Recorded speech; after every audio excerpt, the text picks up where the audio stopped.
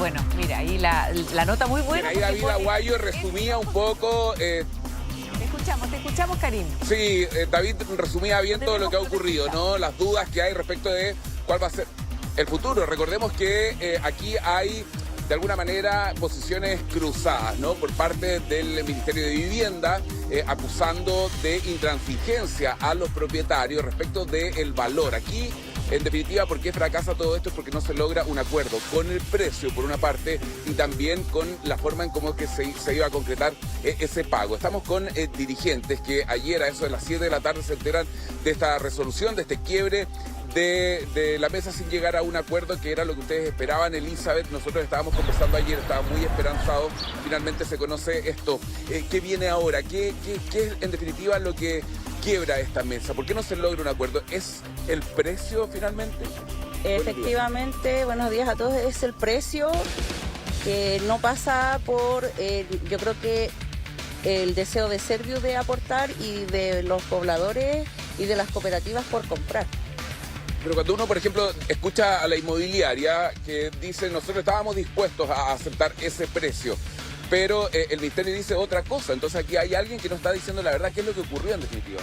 Es que en verdad nosotros, mientras no tengamos el documento de cómo se gestionó esta mesa, no podemos entregar mayor información. No sabemos cómo fue transcurriendo los procesos.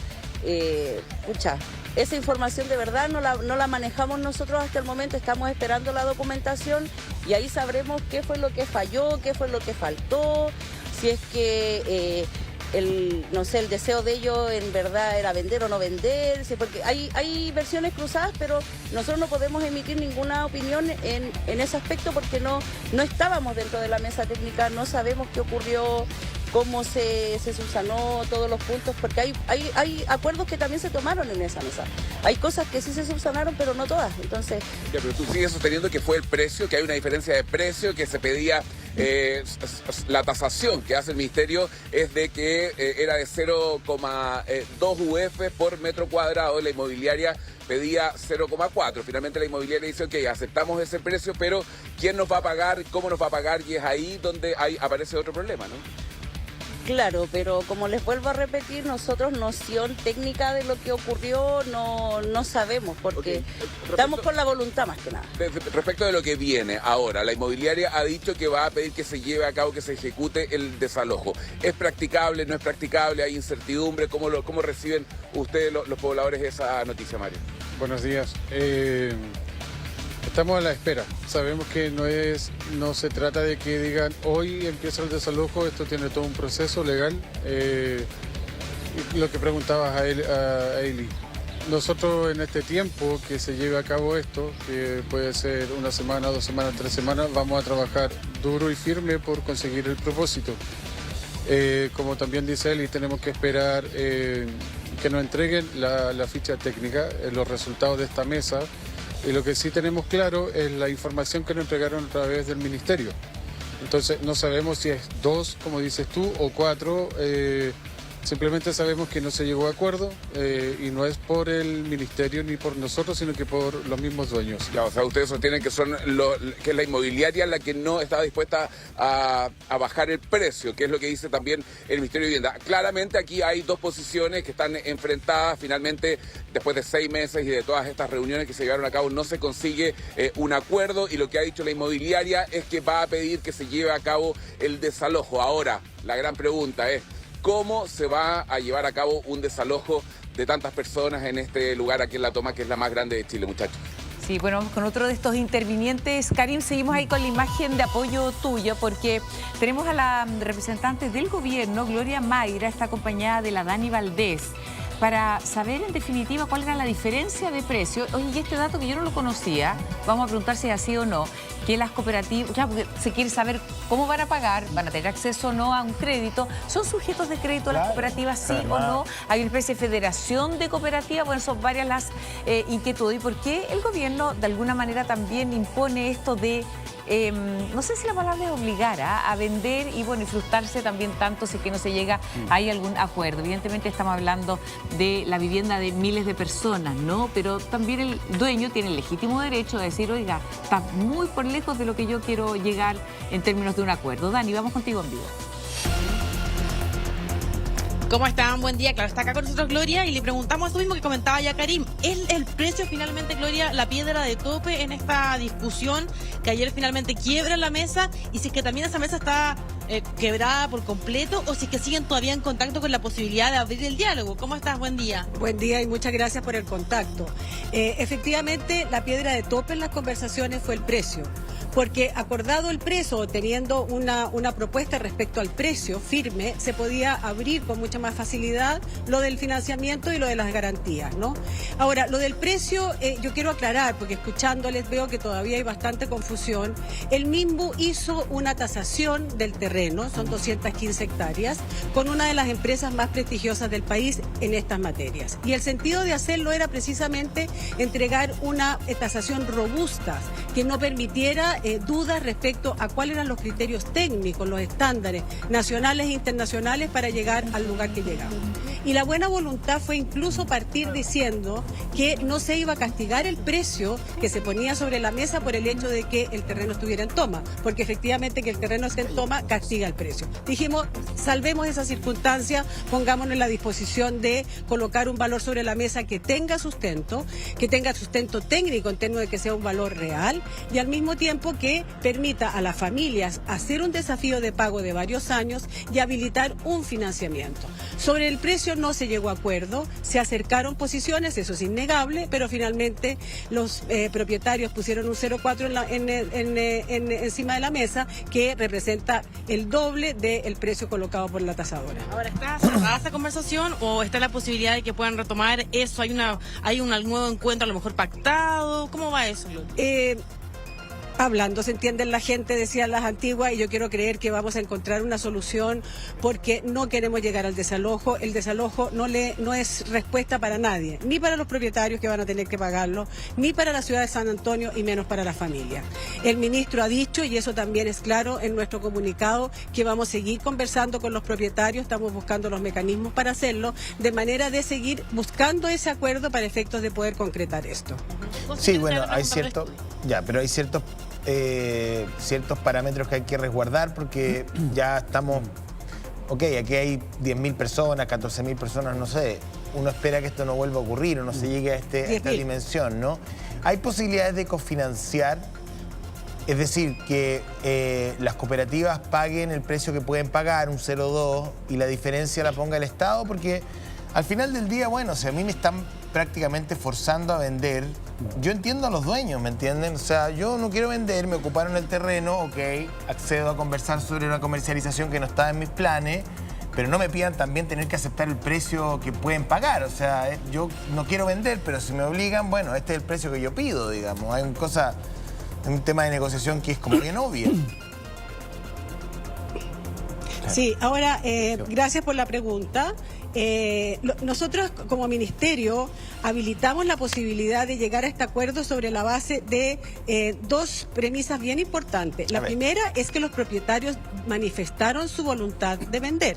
O sea, no es que haya una venta forzada, manifestaron su voluntad de vender, y los pobladores hoy agrupados en cooperativas manifestaron su voluntad de comprar. Lo que hemos hecho como ministerio es mirar cuáles son las condiciones, el rayado de cancha legal que permita apoyar una gestión entre privados a efectos de hacerla viable. Y lo que nos permite la ley es las cooperativas cerradas de vivienda como la única entidad que está en condiciones de comprar un terreno para vivienda que no está habilitado, porque el terreno no tiene agua potable, no tiene luz. La ley no te permite vender un terreno para vivienda en esas condiciones, salvo que la compren las cooperativas. Por eso hicimos un proceso con los pobladores y pobladoras para construir esas cooperativas de manera de facilitar el medio. copagar siempre se planteó que esto tenía que ser algo que juntara la voluntad de las cooperativas con la voluntad del Estado. Hay que efectivamente desarrollar ahí un proyecto de barrio, un proyecto de ciudad. El megacampamento representa, no sé, 20-25% del terreno de la comuna y las familias, que son familias en su mayoría del 40%, no están en condiciones de poder desarrollar un proyecto de ciudad, de barrio, como Gloria, se pide. Dentro de las conversaciones con los propietarios... Espérate, déjame acabar la idea para que me preguntes con certeza. Dentro de la propuesta para los propietarios será que las familias compran una parte, la habilitada para vivienda, y el Estado también se hace partícipe, incluido el propio municipio, a través de una inversión de infraestructura pública en el territorio, porque cuando tú tienes más de 10.000 personas en un lugar, tienes que tener colegio, guardería, jardín infantil. Además, ten en cuenta que más de 3.000 habitantes son niños y niñas. Por lo tanto, hay un esfuerzo conjunto de los pobladores en sus cooperativas y del Estado para hacer de esto un barrio integrado a la ciudad de San Antonio. Ya. ¿Terminó la idea? Sí, la terminé. Ya. Ahora voy yo entonces. No, yo vuelvo al tema inicial. Claro, usted dice, mire, aquí nosotros hemos conversado con los dueños y no hemos asegurado que quieran vender. O sea, déjeme decirle que si en mi departamento hay 14.000 personas, no tengo otra alternativa, digamos. O sea, es una venta forzada, hija mía. O sea, porque no es que los dueños salieron a ofertar el terreno al mercado. Se dejaron por acción, por omisión, por lo que sea, por indolencia de ellos mismos, por indolencia del Estado, por pandemia, por lo que sea, que entraran 100, 200, 1.000, 2.000, 14.000. ¿Qué hacemos? No tienen una alternativa, si en realidad el desalojo, discúlpeme, pero es bien poco probable, es poco amable, es poco efectivo, es poco práctico. Por lo tanto, están las dos partes de alguna manera amarradas a la mesa de negociación. Si eso es lo oscuro de las tomas. ¿Sí? La toma es un nudo que es difícil tiene una sola salida. Hay que estimular la venta, pero reconozcámosle al dueño, sea quien sea, no sé si un privado, una empresa o lo que sea, que alternativas no tiene ninguna. O sea, no tiene mucha.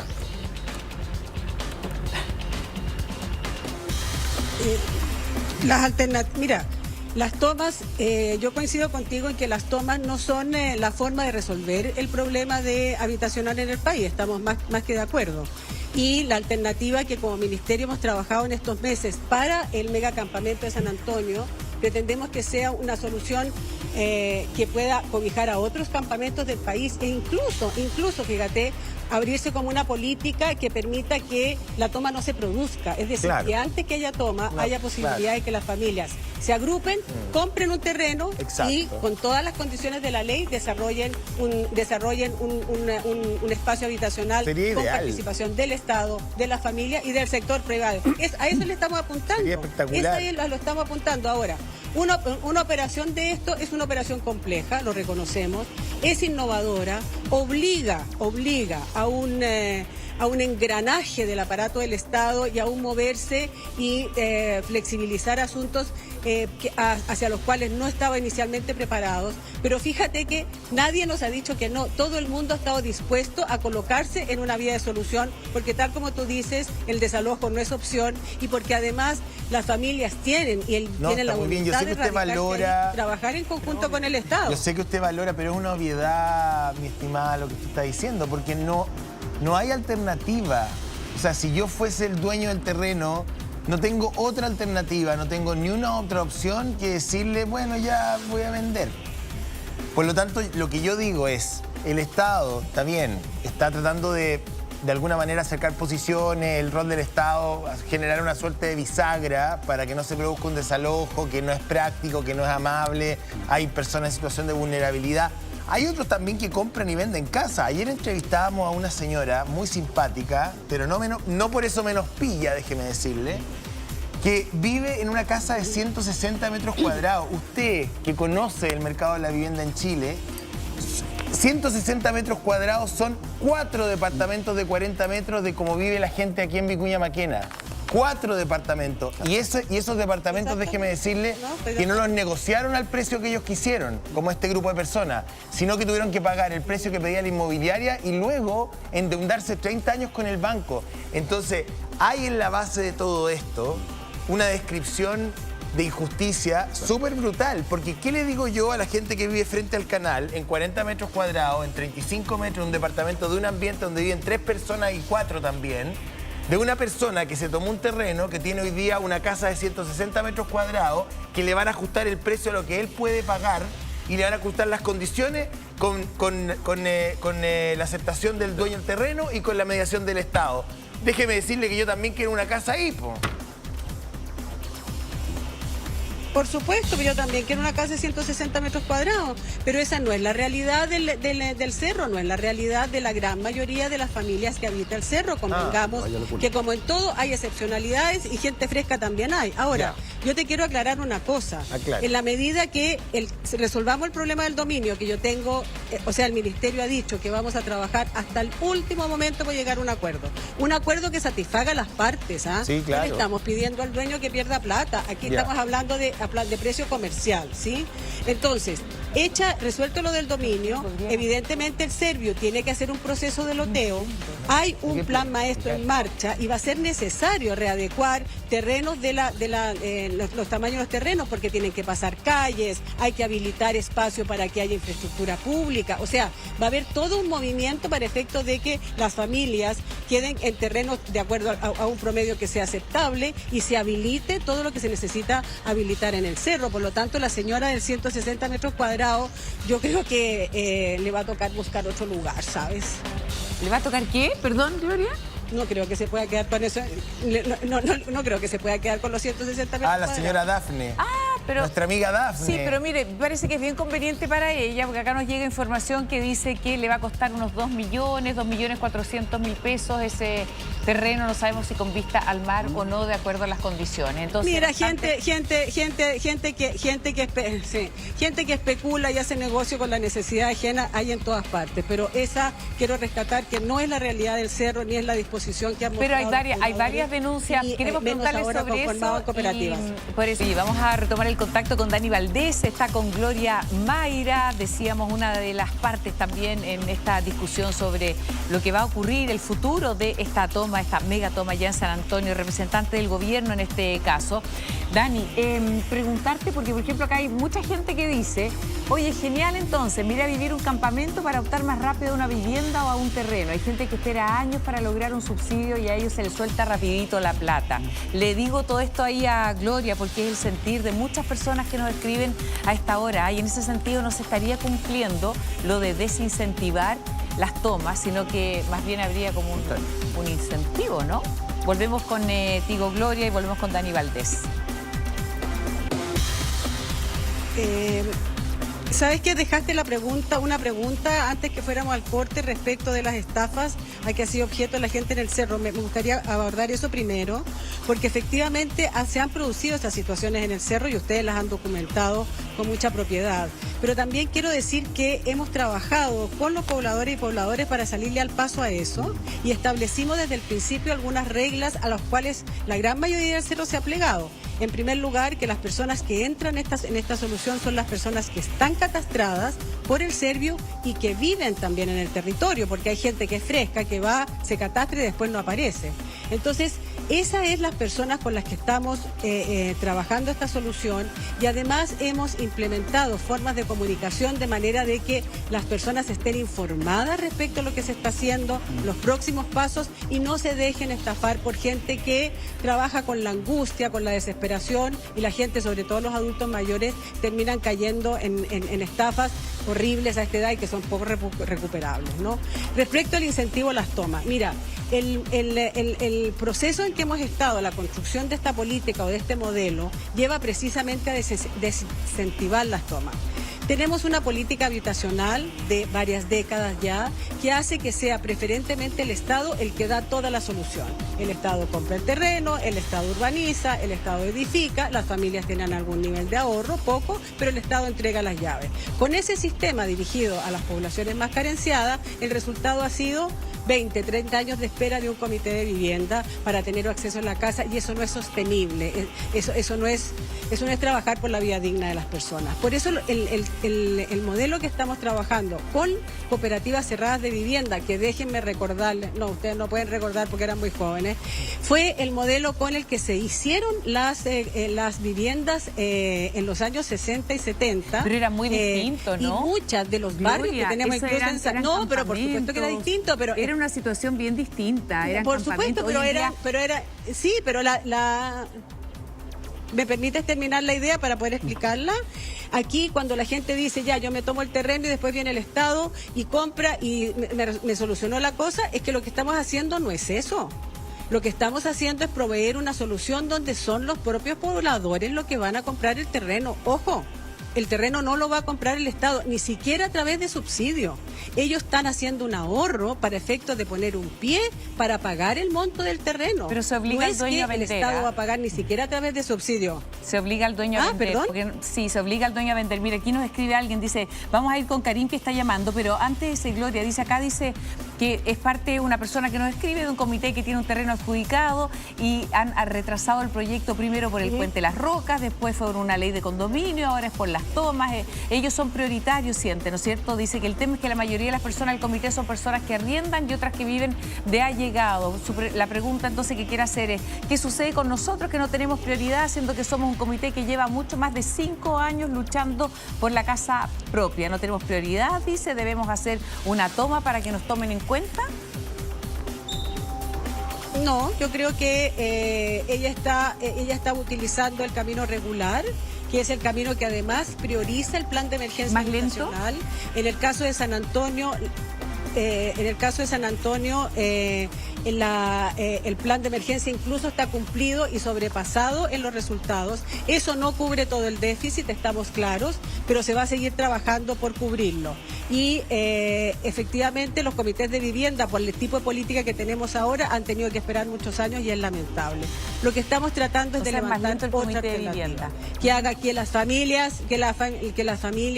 desde un comienzo compren el terreno sin necesidad de toma y ahí se concurra en una asociación para efectos de resolver el tema de acceso a la vivienda. O sea, es más lento el comité de vivienda. Vamos contigo, Karim, en vivo.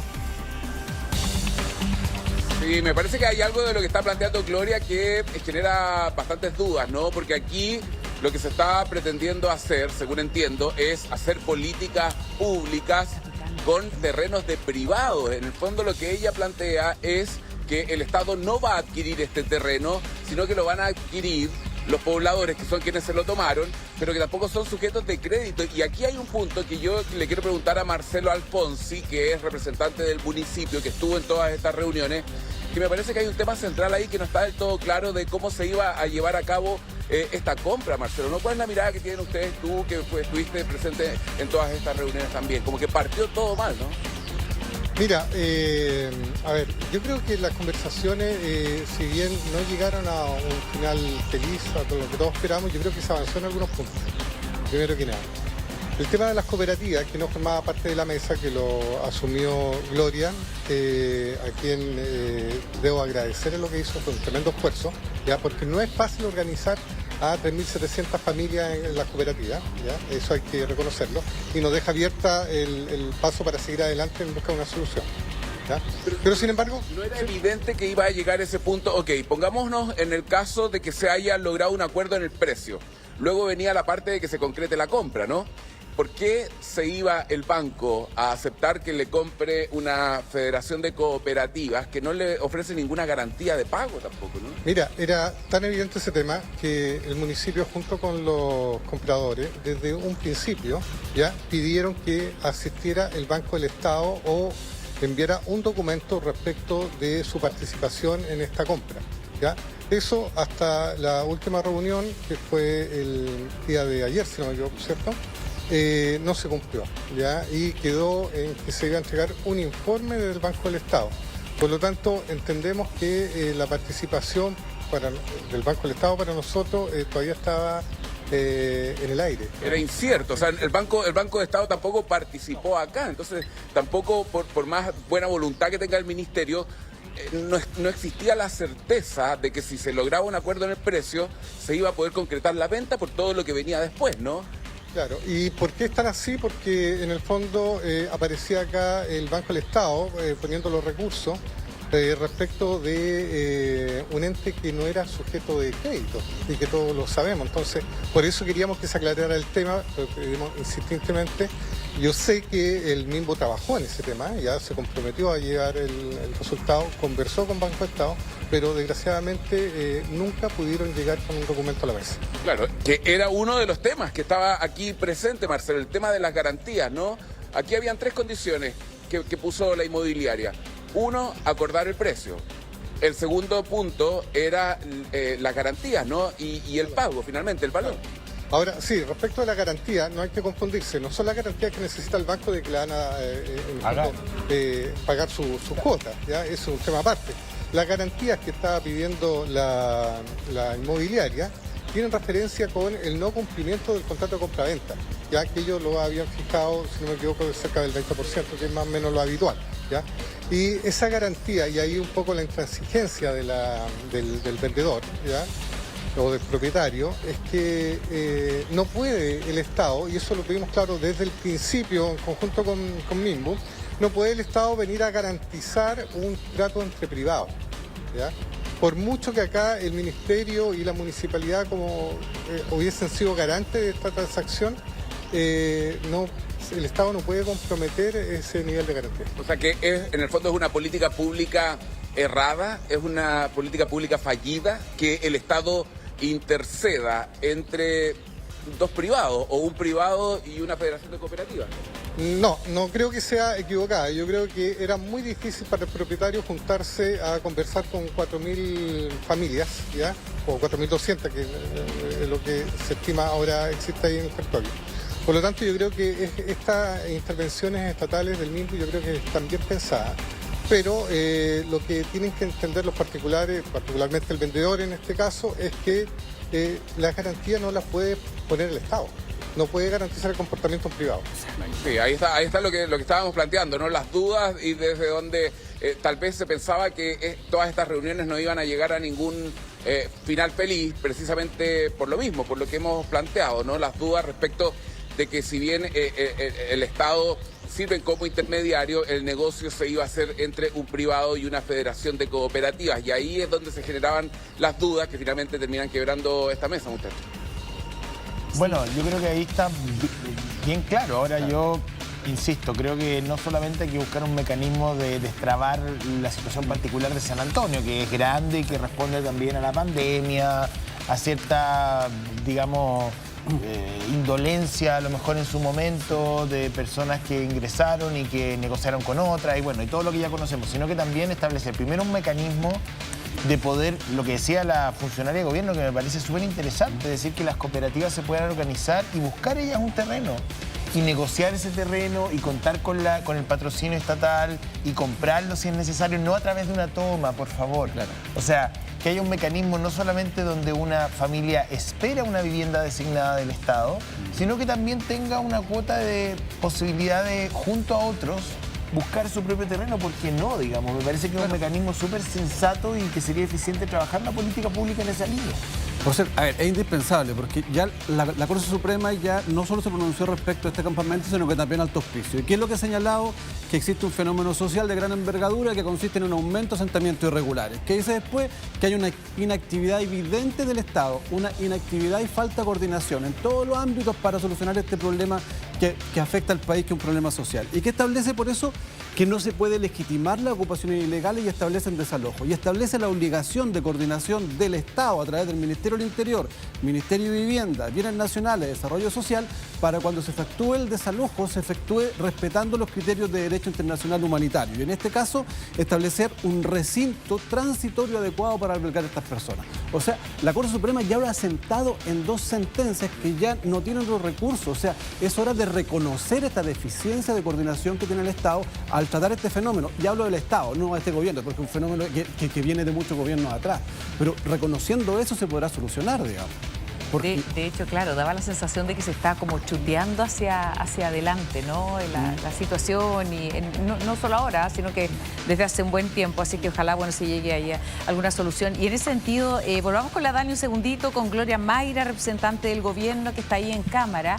Este crédito, nos preguntan mucho por el crédito, a propósito de personas que dicen que les piden una cantidad de papeles, ¿no es cierto?, de certificados para que les den esa posibilidad de acceder a un crédito. Y en este caso, ¿hay algún aval? ¿Es el Estado el aval? ¿Cómo funciona para estas personas? Mira, yo quiero empezar diciendo de que esto no es un trabajo de 6 meses que se haya hecho para llegar a un fracaso. O sea, eso es desmerecer el esfuerzo que se está haciendo. ¿Quién dijo eso? De parte de todos los actores, incluidos los propios propietarios. No, sí, bueno, se dio a entender y lo quiero aclarar. Mira, no, pero ¿quién dijo eso? Detengamos un segundito. ¿Quién dijo eso? No entiendo. ¿Quién dijo eso? Perdón. Es que dieron... Que era una política, que una mala política. ¿Cómo fue?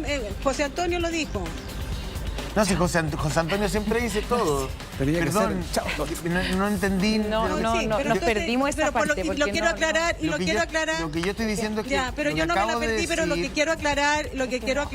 No sé en qué Lo que yo quiero decir es que me parece que es una excelente política que las cooperativas puedan organizarse y junto a una coayuda del Estado buscar un terreno que les interese y que se gestione la compra de ese terreno, pero no mediante una toma, sino que como una política pública donde no solamente un grupo de personas tenga que esperar la asignación de una vivienda, sino que también participe en la selección de un espacio urbano que particularmente a ese grupo le interese.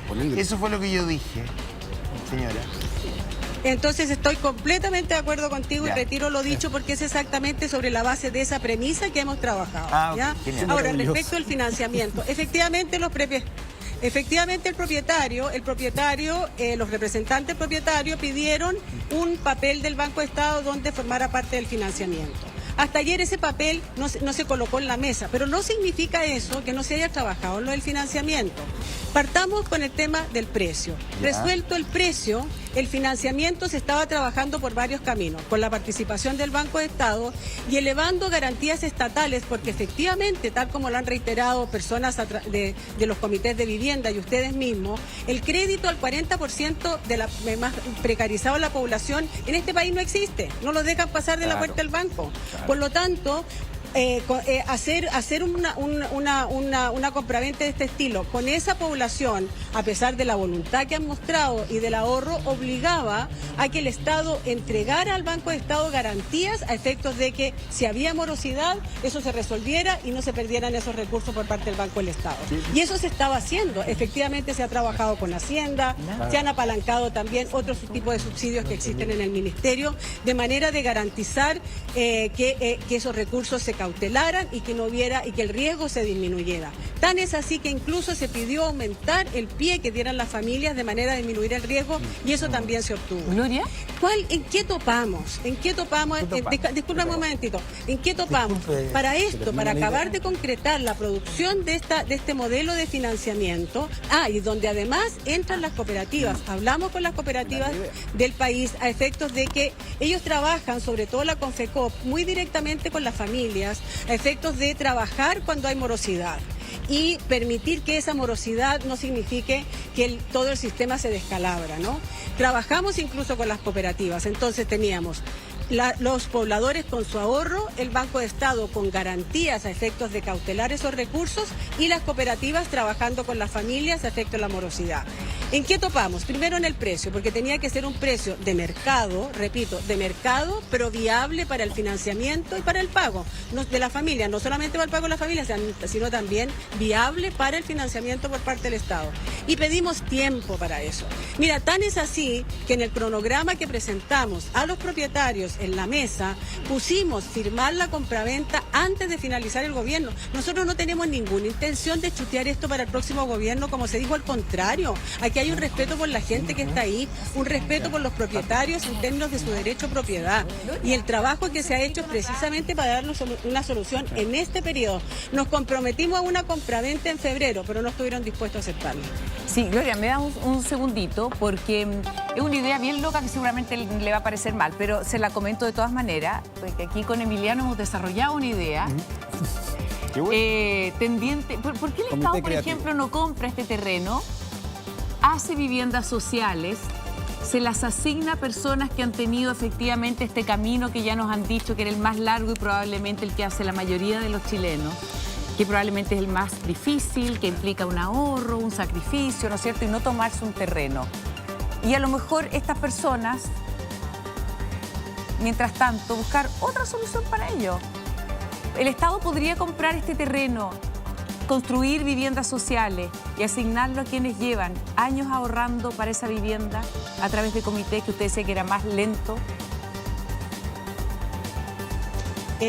Fíjate que parte de la operación que tenemos concebida para esto incluye garantizar dentro del territorio hectáreas para que el Servio Minbu puedan desarrollar un proyecto habitacional para comités de vivienda del entorno. Eso está considerado también como parte. O sea, el Estado va a comprar Estado no compra el terreno. ¿Por qué no compra? Claro, el Estado mira. Esto está pensado así. Las familias compran la mayoría, la gran proporción del terreno y más o menos el 80% y el Estado compra el 20%. Ese 20% está destinado a la infraestructura pública que se necesita y además el propio Minbu quería reservar unas hectáreas para desarrollar un proyecto de vivienda porque hay un déficit habitacional que todavía hay que atender. Incluso hay personas dentro del propio megacampamento que no van a estar en condiciones de poder solventar el pago de una deuda a largo plazo. Y por eso todo eso está pensado, claro, pero no sobre la pero no para sobre personas la base que han de la hecho compra el del otro Estado. camino, ¿Sabes ¿no? por qué? No, también. O sea, es pensar en una solución de vivienda que abarque personas de la comuna o de la provincia que están esperando por una vivienda y al mismo tiempo incluso gente de la toma que no pudiera cumplir con un compromiso financiero. Está considerado también en el modelo de operación que estamos planteando.